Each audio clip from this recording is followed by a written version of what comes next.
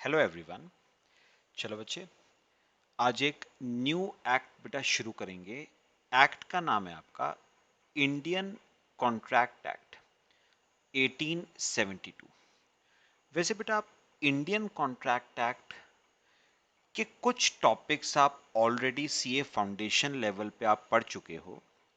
बेटा CA intermediate level पे ना कॉन्ट्रैक्ट एक्ट के कुछ एडिशनल टॉपिक्स आप पढ़ोगे।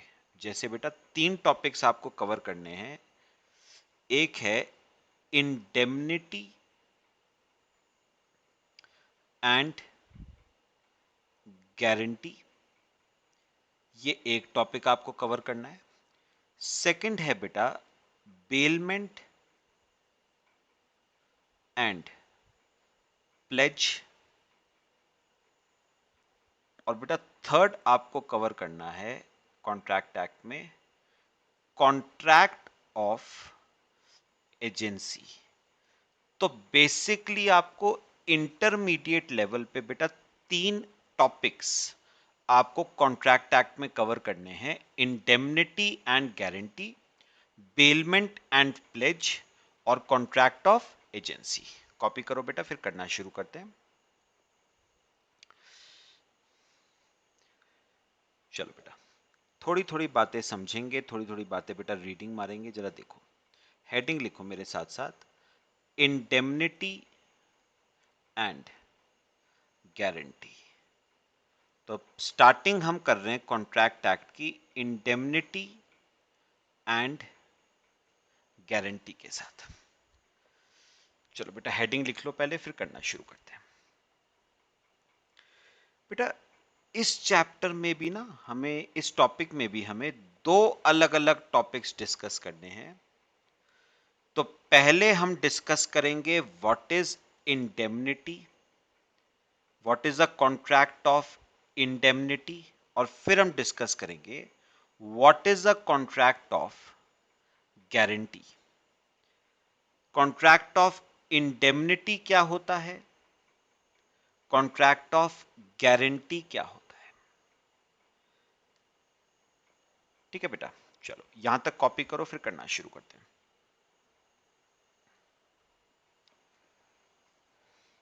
हो गया सबका? आ जाओ बच्चे, साथ साथ रीडिंग करेंगे। देखो, तो आपका इंडियन कॉन्ट्रैक्ट एक्ट 1872 बेटा यूनिट 1 है इंडेमनिटी एंड गारंटी, जिसमें हम पहले पढ़ेंगे कॉन्ट्रैक्ट ऑफ इंडेमनिटी क्या होता है। बेटा ध्यान से देखते हैं, आ जाओ। पहले डेफिनेशन देखो, a contract is called as contract of indemnity if one party promises to save the other from loss caused to him by the conduct of the promiser or by the conduct of any other person। बेटा indemnity का मतलब होता है to make good the loss incurred by another person, to compensate the party who has suffered the loss, और to save a party from incurring a loss. मैं आपको समझाता हूं बेटा, देखो बेटा मेरे साथ साथ आओ। बेटा एक बात याद रखना, ये जो वर्ड है ना इंडेमनिटी, बेटा indemnity is derived from the word indemnify. Indemnity is derived from the word indemnify। अच्छा बेटा, व्हाट इज इंडेमनीफाई? बेटा इंडेमनीफाई का मतलब होता है रीइंबर्समेंट, रीइंबर्स करना, या मैं बोलूं कॉम्पनसेट करना, कॉम्पनसेशन देना, कॉम्पनसेट करना, या आप कहो to make good, to make good, सब सही करना। बेटा मुझे एक बात बताओ, क्या रीइंबर्स करने की बात कर रहे हैं बेटा? किस चीज के कॉम्पनसेशन की हम बात कर रहे हैं? किस चीज को हम गुड कर रहे हैं बेटा? Loss incurred by another person. Loss incurred by another person. लिखो बेटा, फिर मैं आपको समझाता हूं। बेटा पता है, सुनो, बेसिकली जो कॉन्ट्रैक्ट ऑफ इंडेमनिटी है ना, ये बेसिकली बेटा किस चीज का कॉन्ट्रैक्ट है? ये दूसरी पार्टी को रीइंबर्स करने का कॉन्ट्रैक्ट है। ये दूसरी पार्टी को कॉम्पनसेट करने का कॉन्ट्रैक्ट है। This is a contract to make good. क्या बेटा? The loss incurred by another party. अब उससे लॉस मेरी वजह से हुआ हो या किसी और की वजह से हुआ हो, तो बेसिकली बेटा कॉन्ट्रैक्ट ऑफ इंडेमनिटी क्या कहता है? सुनो बेटा, कॉन्ट्रैक्ट ऑफ इंडेमनिटी क्या कहता है? अभी एग्जांपल, छोटी सी एक बात लिखो पहले। कॉन्ट्रैक्ट ऑफ इंडेमनिटी कहता है, सुनो सुनो बेटा, बी ए से कह रहा है, बी ए से कह रहा है, बी कह रहा है मैं वादा करता हूं कि मैं तुझे रीइंबर्समेंट दूंगा, मैं तुझे कॉम्पनसेशन दूंगा, कॉम्पनसेट करूंगा, मैं तुझे टू मेक गुड। अच्छा, किस चीज का रीइंबर्समेंट देगा बेटा? किस चीज का कॉम्पनसेशन देगा? बी कह रहा है मैं तुझे कॉम्पनसेशन दूंगा। किस चीज का? हर उस लॉस का। मैं तुझे कॉम्पनसेशन दूंगा हर उस लॉस का जो तुझे हुआ है, जो तुझे हुआ है मेरी वजह से। मतलब लॉस किसकी वजह से? प्रॉमिसर की वजह से, यानी मेरी वजह से लॉस हुआ है। या फिर बेटा तुझे वो नुकसान किसी और की वजह से हुआ है। मैं वादा करता हूं, मैं प्रॉमिस करता हूं कि मैं तुझे हर उस नुकसान की भरपाई करके दूंगा, हर उस नुकसान का मैं तुझे रीइंबर्समेंट दूंगा, कॉम्पनसेशन दूंगा, जो नुकसान तुझे मेरी वजह से हुआ या तुझे वो नुकसान किसी और की वजह से हुआ। बेटा इसे हम क्या कहते हैं? Contract of indemnity. तो बेसिकली बेटा contract of indemnity is a contract to reimburse, to compensate loss suffered by other party due to, on account of promisor. उसे वो नुकसान मेरी वजह से हुआ है या वो नुकसान उसे किसी और पार्टी की वजह से हुआ है। This is a contract of indemnity. तो एक बार दोबारा रिपीट कर दो बेटा। चलो बेटा, कॉन्ट्रैक्ट ऑफ इंडेमनिटी में एक पार्टी दूसरी पार्टी से बेटा क्या कर रही है? प्रॉमिस कर रही है। एक पार्टी बेटा दूसरी पार्टी से क्या कर रही है? प्रॉमिस कर रही है कि मैं वादा करता हूं कि मैं तुझे हर उस नुकसान का कॉम्पनसेशन दूंगा, हर उस नुकसान की भरपाई करके तुझे दूंगा जो नुकसान तुझे या तो मेरी वजह से हुआ है या किसी और की वजह से हुआ है। This is known as a contract of indemnity. Sorry, contract to indemnity नहीं, कॉन्ट्रैक्ट ऑफ इंडेमनिटी। लो बेटा कॉपी करो, फिर हम आगे चलते हैं। This is known as a contract of indemnity. Indemnity मतलब बेटा इंडेमनीफाई करना, रीइंबर्स करना।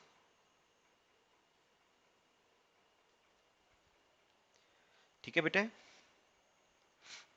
करें आगे चले। देखो बेटा, अब रही बात बेटा कॉन्ट्रैक्ट ऑफ इंडेमनिटी की, तो आपको अच्छी तरह पता है बेटा, कॉन्ट्रैक्ट है ना, तो बेटा हमने तो पढ़ा हुआ है कॉन्ट्रैक्ट एक्ट में। कॉन्ट्रैक्ट होने को बेटा एक्सप्रेस कॉन्ट्रैक्ट भी हो सकता है, एक्सप्रेस कॉन्ट्रैक्ट ऑफ इंडेमनिटी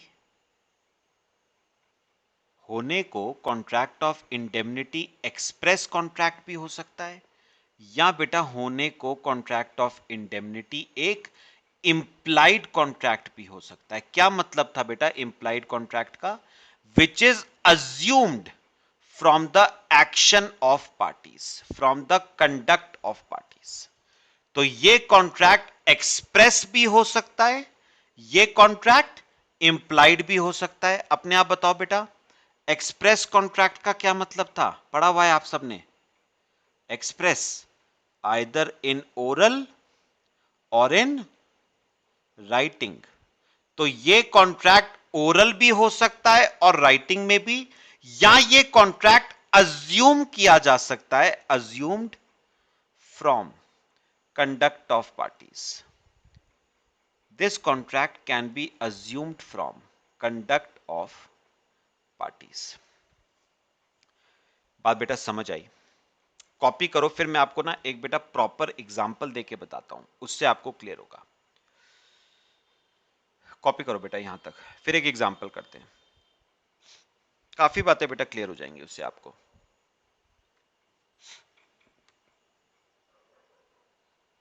चलो आओ बेटा मेरे साथ साथ एक बेस्ट एग्जांपल करते हैं इंडेमनिटी कॉन्ट्रैक्ट का।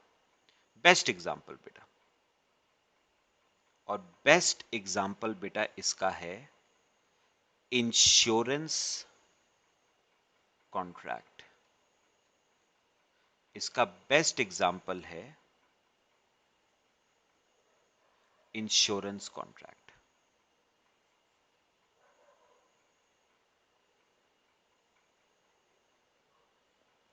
इंश्योरेंस कॉन्ट्रैक्ट मैं आपको बेटा समझाता हूं होता क्या है इसमें। देखो बेटा, मिस्टर ए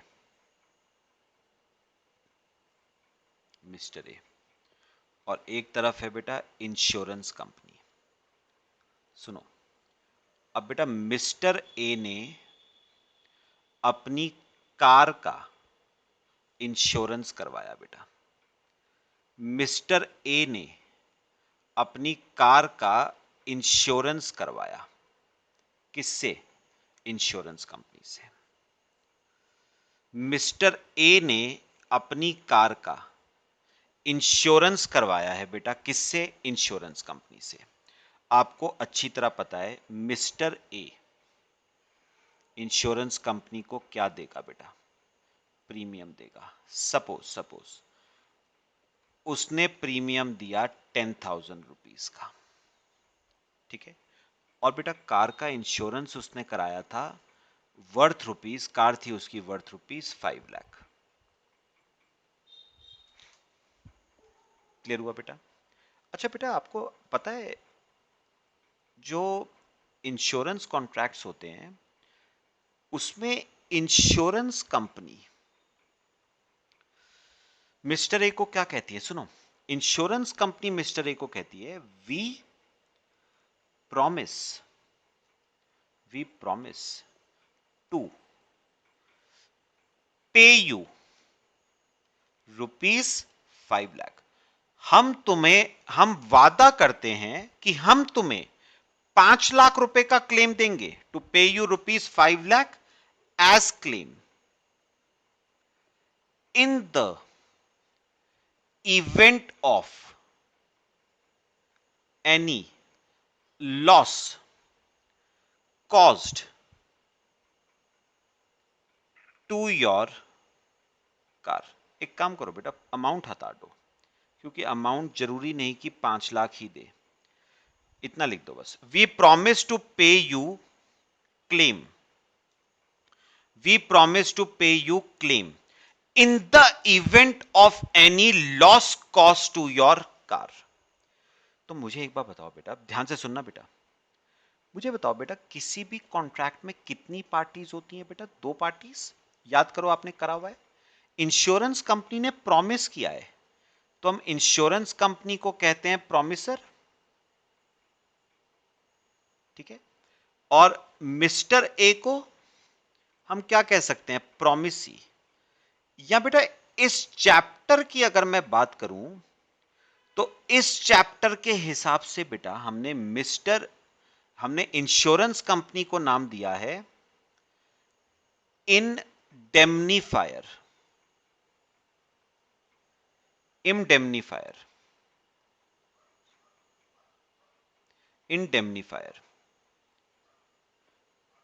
हमने इंश्योरेंस कंपनी को, प्रॉमिसर को हमने नाम दिया है इंडेमनीफायर, जो कॉम्पनसेशन दे रहा है, that is known as indemnifier. तो हम इंश्योरेंस कंपनी को कहेंगे इंडेमनीफायर, और जिसको कॉम्पनसेशन दिया जा रहा है उसे हम कहते हैं इंडेमनीफाइड, या एक नाम और कह सकते हो इंडेमनिटी होल्डर, या एक नाम और कह सकते हो इंडेमनिटी होल्डर। तो मुझे एक बात बताओ बेटा, इस वाले एग्जाम्पल में इंश्योरेंस कंपनी ने मिस्टर ए को क्या प्रॉमिस किया है बेटा, कि अगर कल को तुम्हारी कार को किसी भी तरह का कोई भी नुकसान पहुंचता है, तो हम वादा करते हैं कि हम तुम्हें बेटा क्या देंगे, हम तुम्हें क्या देंगे, क्लेम देंगे।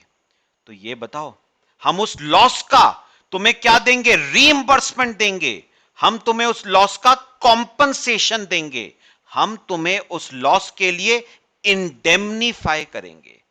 तो बेटा insurance contracts are the best examples of contract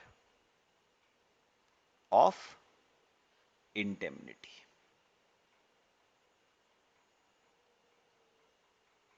These are the best examples of contracts of indemnity.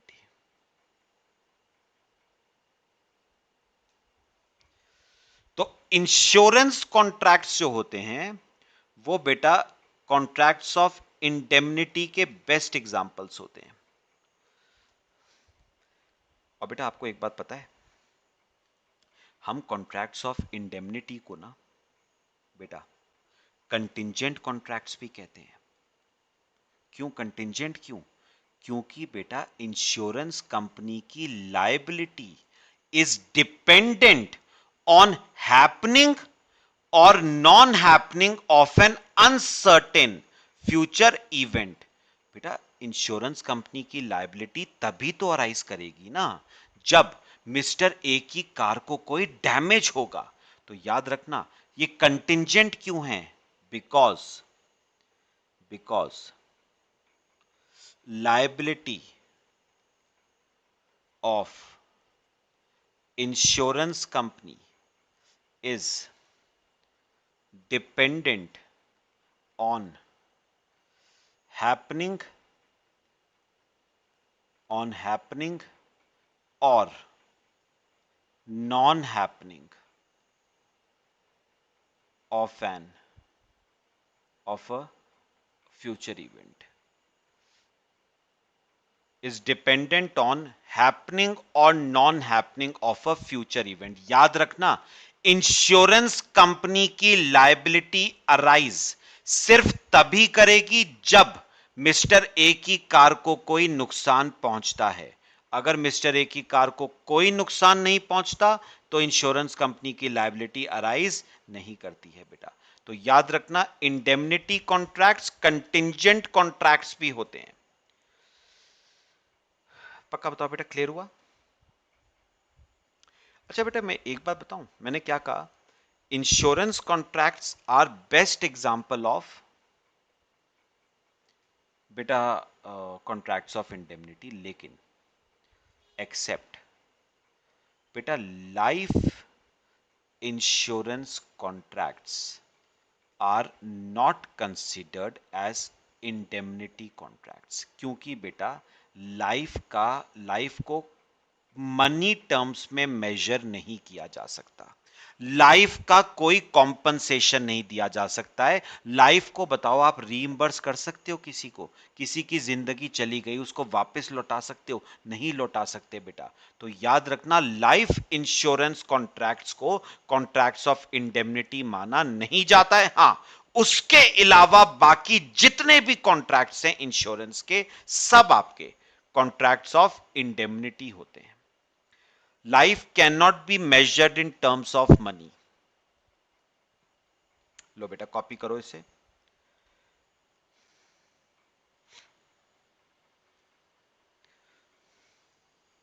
Clear हुआ बेटा सबको? आ जाओ बच्चे, एक रीडिंग भी करते हैं जरा, आओ मेरे साथ साथ। देखो बेटा, essential elements of contract of indemnity, contract, all the essential elements of a valid contract must also be present in the contract of indemnity। याद रखना, जितने भी essential elements हैं of a contract, of a valid contract, वो सब essential elements contract of indemnity में present होने चाहिए। मतलब बेटा, कॉन्ट्रैक्ट ऑफ इंडेमनिटी बनने के लिए ना बेटा, सारे essential elements of a valid contract का फुलफिल होना जरूरी है, जो आपने सीए फाउंडेशन में पढ़े थे। फिर देखो, in a contract of indemnity a person यानी इंडेमनीफायर अग्रीज टू इंडेमनीफाई, मतलब रीइंबर्स, कॉम्पनसेट अनदर पर्सन यानी indemnity holder in case such other person incur some loss और loss of such other person becomes certain. तो मेरे को अब बताओ, contract of indemnity में एक पार्टी इंडेमनीफायर प्रॉमिस करती है कि मैं दूसरी पार्टी को यानी इंडेमनिटी होल्डर को रीइंबर्स करूंगी, कॉम्पनसेट करूंगी। ठीक है, किस चीज का कॉम्पनसेशन बेटा? जो नुकसान उसको हुआ है मेरी वजह से या किसी और की वजह से। The purpose of contract of indemnity is to protect the indemnity holder from any loss that may be caused to the indemnity holder। Reason कुछ भी हो सकता है, चाहे मेरी वजह से लॉस हो या किसी और पर्सन की वजह से हो या किसी ऐसे इवेंट की वजह से हो जो हमारे कंट्रोल में नहीं है। ठीक है बेटा? अच्छा, अगला, राइट्स ऑफ इंडेमनिटी होल्डर। ये बेटा मैं थोड़ा सा एग्जांपल से आपको समझाऊंगा। इंडेमनिटी होल्डर के क्या राइट्स हैं? Right to recover damages, right to recover cost of suit और right to recover sum paid as a compromise of the suit. आ जाओ बेटा, पूरा एक एग्जांपल कराऊंगा, उससे पूरा केस समझ लेंगे बेटा। हेडिंग लिखो, rights of indemnity holder.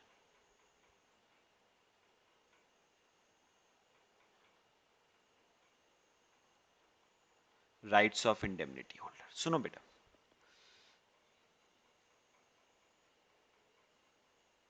Mister A, mister B और मिस्टर सी। बेटा हुआ क्या, ये जो मिस्टर सी है ना, इसने बेटा मिस्टर ए की जमीन पे बेटा कब्जा कर लिया। तो mister C unlawfully unlawfully detains property of mister A. तो mister C unlawfully detains property of mister A, मतलब मिस्टर सी ने गैर कानूनी कब्जा कर लिया बेटा, जबरन कब्जा कर लिया। किसकी प्रॉपर्टी पे? मिस्टर ए की प्रॉपर्टी पे। बेटा अब ना ये जो मिस्टर ए है ना, ये बेटा क्या करना चाहता है, ये मिस्टर सी को स्यू करना चाहता है। ठीक है, और अपना जमीन वापस हासिल करना चाहता है। लेकिन प्रॉब्लम यह है कि मिस्टर ए के पास कोर्ट फीस देने के लिए, लॉयर की फीस देने के लिए, खर्चे बेयर करने के लिए पैसा उसके पास नहीं है। तो मिस्टर बी ने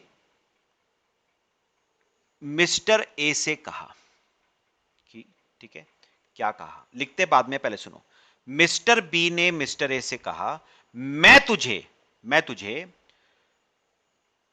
फाइनेंशियल हेल्प प्रोवाइड करूंगा, मैं तुझे फाइनेंशियल हेल्प प्रोवाइड करूंगा, पैसा मैं दूंगा। तू बस एक काम कर, तू एक सी के ऊपर केस फाइल कर। ठीक है, तू सी के ऊपर केस फाइल कर, केस लड़ने में जितना भी खर्चा होगा सारा बेटा मैं दूंगा।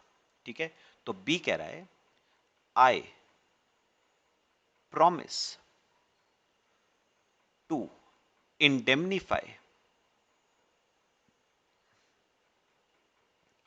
I promise to indemnify you for any loss caused to you by filing a case on mister C. तो मैं वादा करता हूं कि मैं तुझे हर उस पैसे का रीइंबर्समेंट दूंगा, हर उस खर्चे का रीइंबर्समेंट दूंगा, कॉम्पनसेशन दूंगा जो तूने इंकर किया है on filing a case on mister C. पक्का? तो बेटा हुआ क्या, मिस्टर ए ने बेफिक्र होके मिस्टर सी के ऊपर बेटा क्या फाइल कर दिया, केस फाइल कर दिया। मिस्टर ए ने बेफिक्र होके बेटा मिस्टर सी के ऊपर क्या फाइल कर दिया, केस। अब आपको अच्छी तरह पता है बेटा, जब ए सी के ऊपर केस फाइल करेगा तो काफी सारे बेटा खर्चे, काफी सारे खर्चे मिस्टर ए इंकर करेगा। जैसे बेटा लीगल फीस उसे देनी पड़ेगी, यानी लॉयर की फीस, प्रोफेशनल फीस कह सकते हो। उसे कोर्ट फीस देनी पड़ेगी बेटा। कुछ प्रिंटिंग एंड स्टेशनरी पे खर्चा होगा, कुछ ट्रांसपोर्टेशन पे खर्चा होगा, है ना बेटा। हर इस खर्चे का, हर इस खर्चे का उसे रीइंबर्समेंट किससे मिलेगा बेटा, मिस्टर बी से। हर इस खर्चे का रीइंबर्समेंट उसे, कॉम्पनसेशन उसे किससे मिलेगा बेटा, मिस्टर बी से।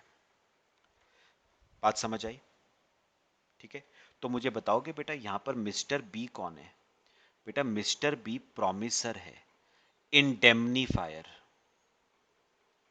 जो रीइंबर्समेंट दे रहा है, इंडेमनीफायर। और बेटा मिस्टर ए कौन है? मिस्टर ए इंडेमनिटी होल्डर है, जिसको कॉम्पनसेशन दिया जा रहा है, इंडेमनिटी होल्डर है।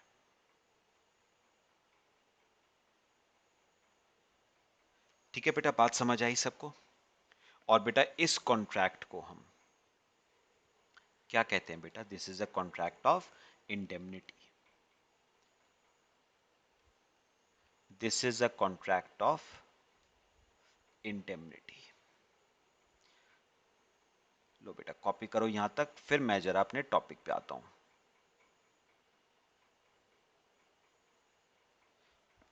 This is a contract of indemnity.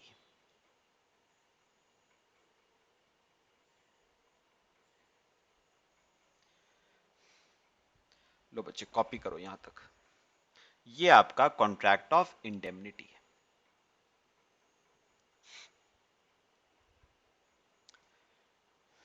ठीक है बेटा, चलो अब मेरी एक बात समझना बेटा, जरा थोड़ा सा अपने उस पे आना जरा बेटा, नोट्स पे। ये देखो, ये देखो, पहले ना बेटा सेकंड पार्ट पढ़ो पहले, सेकंड राइट।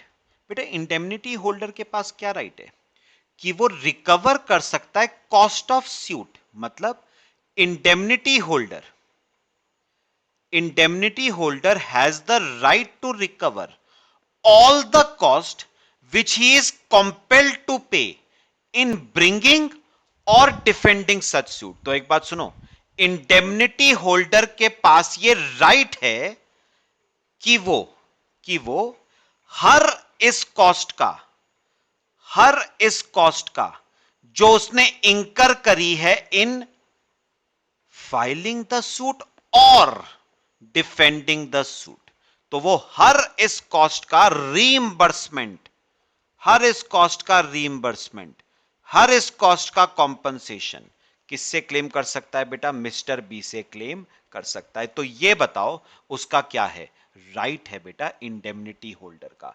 इंडेमनिटी होल्डर का ये राइट है। सुनो क्या कहा मैंने, पहला राइट उसका क्या है, to recover cost of suit. तो इंडेमनिटी होल्डर के पास ये राइट है कि उसने स्यूट फाइल करने में, ठीक है, या स्यूट को डिफेंड करने में जो भी खर्चा इंकर करा है, हर उस खर्चे का रीइंबर्समेंट वो इंडेमनीफायर से क्लेम कर सकता है बेटा। फिर पहला पढ़ो, अब जरा सुनना, right to recover damages. The indemnity holder has the right to recover all the damages which he is compelled to pay in any suit in respect of any matter covered by the contract of indemnity। सुनो मेरी बात सुनो बेटा, imagine करो बेटा एक situation, imagine करो एक सिचुएशन, मिस्टर ए ने मिस्टर सी पे केस फाइल करा और अज्यूम करो एक बार को मिस्टर ए बेटा हार गया, मिस्टर ए हार गया, तो हाथ से जमीन तो गई, जमीन तो गई हाथ से, उल्टा उल्टा मिस्टर सी ने मिस्टर ए के ऊपर मानहानि का दावा करा और ए ने सी को बेटा पे करने पड़े डैमेजेस। तो मेरी बात समझो, ए केस हार गया, जमीन हाथ से गई, वो अलग बात है, उल्टा बेटा सी को क्या देने पड़े, डैमेजेस देने पड़ गए बेटा। बात समझ आई? ठीक है, तो एक बात सुनो बेटा, खाया पिया कुछ नहीं, ग्लास तोड़ा 12 आना, जमीन तो मिली नहीं, उल्टा जेब से डैमेजेस चले गए, तो वो ये डैमेजेस भी इंडेमनीफायर से रिकवर कर सकता है बेटा। ठीक है, लॉसी तो है उसे, हर लॉस की भरपाई लेगा वो इंडेमनीफायर से। अच्छा तीसरा,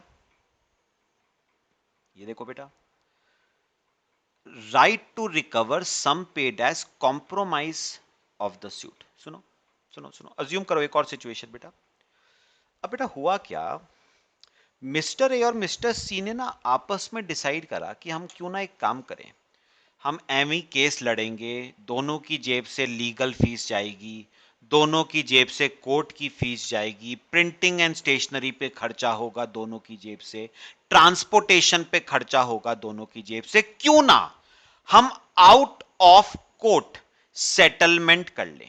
तो सी ने पता है ए से क्या कहा, तू एक काम कर, ये जमीन रख, अपनी जमीन रख, तू एक काम कर, मुझे 20,000 रुपए दे दे, मुझे 20,000 रुपए दे दे और जमीन आज से तेरी। पॉइंट बताओ क्लियर हुआ? मतलब बेटा दोनों पार्टीज ने डिसाइड किया है कि हम क्या करेंगे, कॉम्प्रोमाइज, हम आउट ऑफ कोर्ट सेटलमेंट करेंगे। ठीक है, और सुनो सुनो, हम आउट ऑफ कोर्ट सेटलमेंट करेंगे और सी ए से कह रहा है कि तू मुझे कॉम्प्रोमाइज करने के लिए 20,000 रुपए क्या कर दे, पे। तो ये 20,000 भी मैं बताओ इंडेमनीफायर से क्या करूंगा, recover, to recover cost of compromise. तो मेरी जेब से कितने रुपए मुझे देने पड़े बेटा, 20,000 रुपए, इसका भी मैं रीइंबर्समेंट क्लेम करूंगा इंडेमनीफायर से। तो हर उस नुकसान का मैं रीइंबर्समेंट लूंगा जो मुझे हुआ है। किससे लूंगा? Rights of indemnity holder.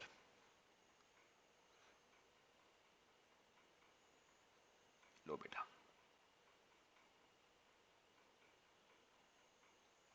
Rights of indemnity holder. ठीक है बेटा, बाकी बेटा एक दो शर्तें भी हैं इसमें। The indemnifier authorized him to bring or defend the suit, the indemnity holder did not contravene the orders of indemnifier, the indemnity holder acted as it would have been prudent for him to act in the absence of any contract of indemnity। बेटा मैं आपको short में बताता हूं, उन्होंने कहा indemnity holder ये सब चीजें रिकवर तभी कर पाएगा जब पहली बात ऑथराइज किया गया है उसे, मतलब बी ने अगर कहा है, इंडेमनीफायर ने अगर कहा है कि हां इस सूट से होने वाले हर नुकसान की रीइंबर्समेंट मैं तुझे दूंगा, तभी तो मैं लायबल हूं रीइंबर्समेंट देने के लिए, नहीं तो बताओ बेटा मैं लायबल कैसे हूंगा। दूसरी शर्त है प्रोवाइडेड तुमने मेरे किसी भी ऑर्डर का उल्लंघन नहीं करा है, did not contravene the orders. और तीसरा, तुम बेटा प्रूडेंट रहे हो, मतलब तुमने ऐसे एक्ट किया है जैसे जैसे पैसा तुम्हारी जेब से जा रहा हो, ना कि मेरी जेब से बेटा। तो पहली बात, मैंने तुम्हें ऑथराइज किया हो। दूसरी बात, तुमने मेरे किसी ऑर्डर का कॉन्ट्रावेंशन ना करा हो। और तीसरा, तुम ये केस ऐसे लड़े हो जैसे पैसा तुम्हारी जेब से जा रहा है, ना कि मेरी जेब से। अगर ये तीनों शर्त पूरी होती हैं तो बेटा मैं कॉस्ट ऑफ स्यूट के लिए भी लायबल हूं, मैं डैमेजेस के लिए भी लायबल हूं, मैं कॉस्ट ऑफ कॉम्प्रोमाइज के लिए भी क्या हूं, लायबल हूं बेटा। सब बताओ बेटा, बात समझ आई सबको? चलो बच्चे, ये आपका guarantee topic, sorry indemnity topic हमारा खत्म हो गया बेटा। कल से हम गारंटी टॉपिक शुरू करेंगे। Till then thank you.